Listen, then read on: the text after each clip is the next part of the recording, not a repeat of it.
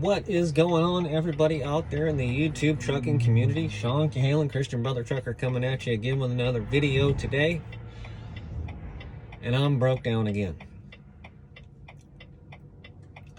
So, there must be something about this spot on the interstate, because this is almost the exact same spot that my other truck decided to throw a check engine light on me. So, on my last video, I was talking about my check engine light that shut me down. It had something to do with the DEF system and electronic bad ground or something like that they couldn't figure out. So I spent 3 days in Phoenix and then got a rental car and went home and got into a 2022 or 2023 Volvo. Brand new truck. It's only got like 37,000 miles on it. And I take off and head back over towards Phoenix under a load, and on the way over here I was getting an intermittent check engine light. And so I checked under the hood a couple times and found out that there's a fuel filter that's plugged up. So I was trying to get it over to Phoenix to get it to get that replaced. And as I was climbing up the hill on I-17 just outside of Phoenix, almost the same exact spot that my other truck threw a code, I sprung a coolant leak. So on the front of the Volvo engine is a bracket that's used to lift the motor, to install the motor into the truck. They put them on the assembly line, and I'm pretty sure they're supposed to take them off after they install the engine. There's 2 bolts that hold it onto the front of the engine, and it's just a big bracket about that long, and on the top of it, it's got an eyelet that they hook a chain to where they lift the engine out. Well, that just so happens to sit right in line with the upper radiator hose that was sitting there rubbing on that bracket. And so I was climbing up the hill on I-17 and I got a low coolant warning. And this is, along with the intermittent check engine light that I was getting, so I thought that it was connected to that, but it wasn't. Pull off on the side of the road, pop open my hood, and I've got radiator fluid spraying all over the engine. So now I'm broke down waiting on a service truck to come out and replace my radiator hose and add a couple of gallons of antifreeze so that I can get it down to the shop in Phoenix so that they can take that bracket off the front of the motor. Because if they leave that bracket on the front of the motor, it's just going to chafe through another hose. So it just goes to show you a couple things. How can we turn this into a learning lesson, boys and girls? Check your hoses and make sure that nothing is rubbing on your hoses, because even on a brand new truck, who thinks of checking to make sure that, nothing's rubbing on that hose? It didn't dawn on me to look at that upper radiator hose to make sure that it wasn't chafing on anything.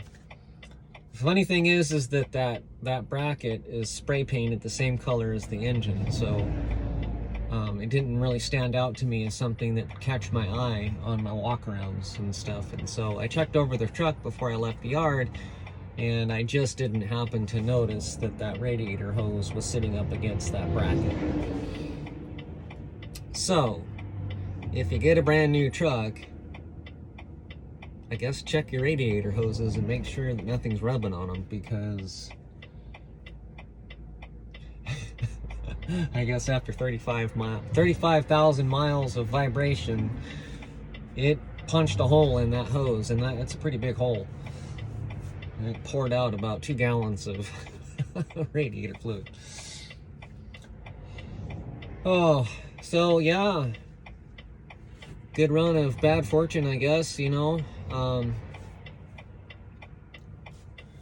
just get done with one breakdown, get into a newer truck, and shut down on the side of the road with another breakdown in the same spot. So I was trying to get back to Phoenix so I can get the rest of the stuff off of my other truck, which broke down a week and a half ago, and get the rest of that stuff onto this truck, and this truck decided to break down. And I've got to deliver a load tonight at 3 a.m. 3:30, something like that. And I got to get a fuel filter replaced before I leave Phoenix. Yeah. So, on your fuel filters, there's there's that big sight glass that the fuel filter sits in, and the level of fuel you can see in that little see-through tank. If it's up all the way to the top, it means that the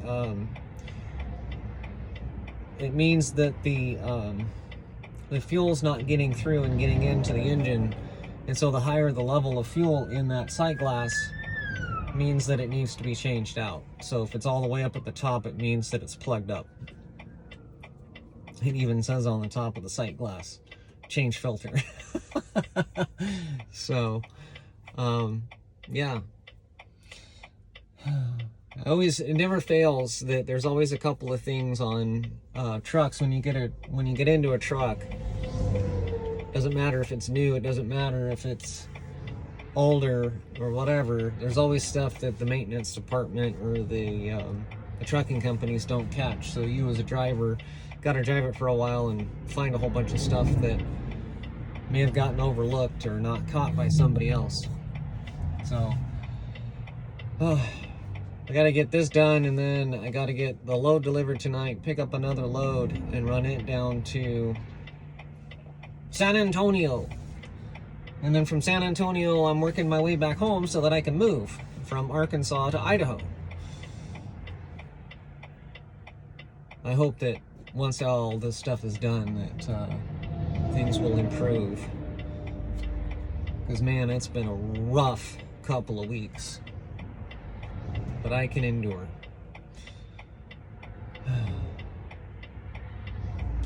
And I can endure because I have faith.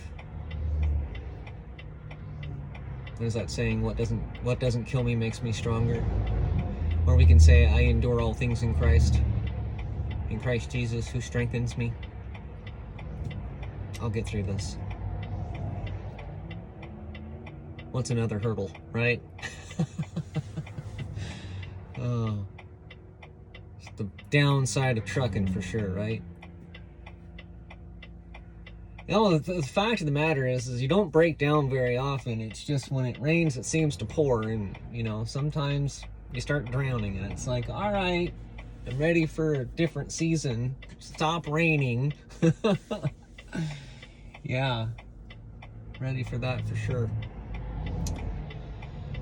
So, yeah, double check your hoses. Make sure you don't have anything chafing on there. Man, oh man. So hopefully this Love's truck, they got somebody coming out from Love's. I've been sitting here for an hour and a half. Still no service truck. Hopefully he'll be getting here soon. So I got to get into Phoenix. I got stuff to do. Anyway. If you like this video and you like me, please like and subscribe and share. And thank you for all your support, by the way. All the people that have supported my channel and shared my channel and liked my videos, all that fun stuff, and subscribed. Thank you.